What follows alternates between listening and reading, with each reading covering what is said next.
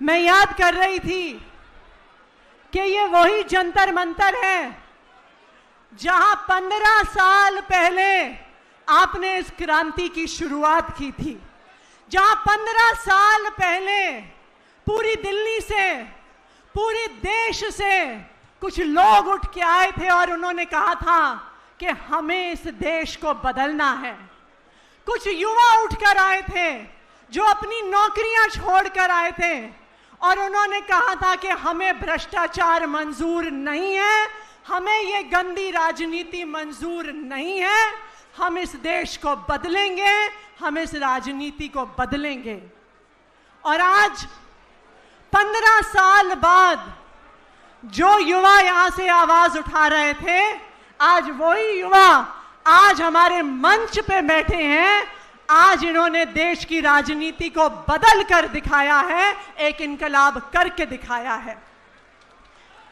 एक समय था जब किसी भी पढ़े लिखे यूथ को बोला जाता था कि बेटा राजनीति में मत आना, नेताओं से दूर रहना, राजनीति से दूर रहना, क्योंकि राजनीति गंदी चीज है।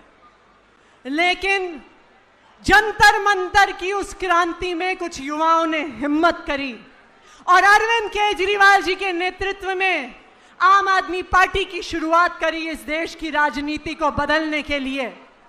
मुझे याद है जब अरविंद केजरीवाल जी ने आम आदमी पार्टी की शुरुआत की थी तो लोग हंसा करते थे, कहते थे तुम लोग करोगे राजनीति, ना तुम्हारे पास धन बल है, ना तुम्हारे पास बाहुबल है, ना जात पात की बात करते हो, ना धर्म की बात करते हो।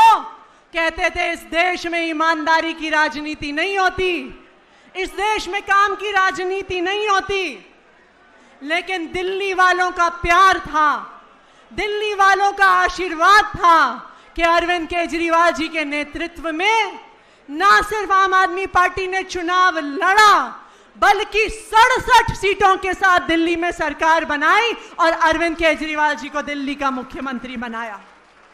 उससे पहले सरकारें कहती थी कि हम स्कूल नहीं बना सकते, हमारे पास पैसे नहीं है, हम अस्पताल नहीं बना सकते, हमारे पास पैसे नहीं है, हम सड़कें नहीं बना सकते, हमारे पास पैसे नहीं है।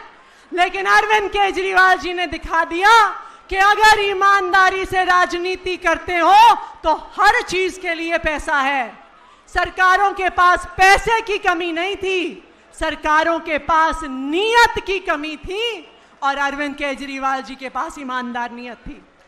लेकिन बीजेपी को लगा कि अगर अरविंद केजरीवाल जी की ईमानदार राजनीति सफल हो जाएगी तो उनकी तो दुकान बंद हो जाएगी। सब लोग चाहेंगे हमें भी ऐसे स्कूल चाहिए, हमें भी मोहल्ला क्लिनिक चाहिए, हमें भी अपने युवाओं के लिए शानदार राजनीति चाहिए। और इसीलिए यह षड्यंत्र रचा गया, अरविंद केजरीवाल जी पर कीचड़ उछालने का षड्यंत्र रचा गया, भ्रष्टाचार के आरोपों का षड्यंत्र रचा गया और एक के बाद एक आम आदमी पार्टी के सभी नेताओं की गिरफ्तारी शुरू हुई। संजय सिंह जी को गिरफ्तार किया, सत्येंद्र जैन जी को गिरफ्तार किया, मनीष सिसोदिया जी को गिरफ्तार किया, अरविंद केजरीवाल जी को गिरफ्तार किया। मुझे याद है एक समय ऐसा था जब सीबीआई नेताओं के घर रेड मारती थी तो कैश के बड़े बड़े ढेर मिलते थे, सोने के बिस्कुट मिलते थे, शेल कंपनीज के कागज मिलते थे। हमारे किसी भी नेता के घर से 1 रुपए भी भ्रष्टाचार का पैसा सीबीआई और ईडी को नहीं मिला, यह हमारी ईमानदारी का प्रमाण है। लेकिन 1 रुपए भी मिलने के बिना झूठे केसों में फंसाया गया और जेल में डाला गया। और आज जो बात आम आदमी पार्टी 4 साल से कह रही थी कि ना हमने 1 रुपए का भ्रष्टाचार किया है, ना 1 रुपए का भ्रष्टाचार करेंगे, आज राउज एवेन्यू के सीबीआई कोर्ट ने उस बात का ठप्पा लगा दिया कि आम आदमी पार्टी कट्टर ईमानदार है, मनीष सिसोदिया कट्टर ईमानदार हैं, अरविंद केजरीवाल कट्टर ईमानदार हैं। लेकिन उस 4 साल के दर्द की कीमत कौन चुकाएगा?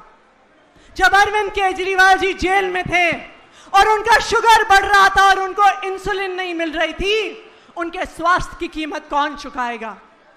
जो मनीष सिसोदिया जी की पत्नी बार बार अस्पताल में एडमिट हुई, उनकी तबीयत खराब हुई, उनके स्वास्थ्य की कीमत कौन चुकाएगा? संजय सिंह जी के बुजुर्ग माता पिता के आंसुओं की कीमत कौन चुकाएगा? मोदी जी के इस अत्याचार को पूरा देश देख रहा है, लेकिन मोदी जी के अत्याचार के शिकार सिर्फ आम आदमी पार्टी नहीं है। जो 10,000 बस मार्शल्स को मोदी जी की बीजेपी ने नौकरी से निकाला है, वो भी बीजेपी के अत्याचार के शिकार हैं। जो 10,000 बस कंडक्टरों और ड्राइवरों को नौकरी से निकाला है, वो भी मोदी जी के भ्रष्ट अत्याचार के शिकार हैं। जो मोहल्ला क्लिनिक के डॉक्टर को, कंपाउंडर को नौकरियों से निकाला है, वो भी मोदी जी के अत्याचार के शिकार हैं। लेकिन मोदी जी, इस बात को याद रखो कि जब जब भी किसी तानाशाह ने अत्याचार किया है, जब भी किसी क्रूर राजा की क्रूरता बढ़ी है, उसको खत्म करने वाला पैदा हुआ है। भगवान ने अत्याचारियों को खत्म करने के लिए हमेशा किसी सच्चे, किसी नेक इंसान को भेजा है। आप याद करिए, कंस ने पूरी कोशिश करी कि उसको खत्म करने वाले की मौत हो जाए, लेकिन भगवान कृष्ण के पीछे देवीय शक्तियां थीं। जब वो पैदा हुए, कारागार खुल गए, सारे जो वहां पे सैनिक तैनात थे वो सो गए। यमुना नदी चीर के वासुदेव जी उन्हें मथुरा ले गए, क्योंकि कंस के अत्याचार के खत्म होने का समय आ गया था। और आज मोदी जी के अत्याचार का खत्म होने का समय आ गया है। जिस तरह से भगवान श्री कृष्ण का जन्म हुआ था और वो कारागार से बाहर निकले, उसी तरह आज अरविंद केजरीवाल जी की ईमानदारी पूरे देश के सामने आ गई है। अरविंद केजरीवाल जी की सच्चाई को कोई नहीं रोक सकता, अरविंद केजरीवाल जी की अच्छाई को कोई नहीं रोक सकता। और मोदी जी, इस बात को ध्यान रखना, हर अत्याचारी का अंत आया है। आप कोर्ट से नहीं डरते, संविधान से नहीं डरते, मोदी जी भगवान से तो डरो। भगवान को जवाब देना होगा, भगवान आपके अत्याचार का अंत करेगा। बहुत बहुत धन्यवाद। जय हिंद, जय भारत।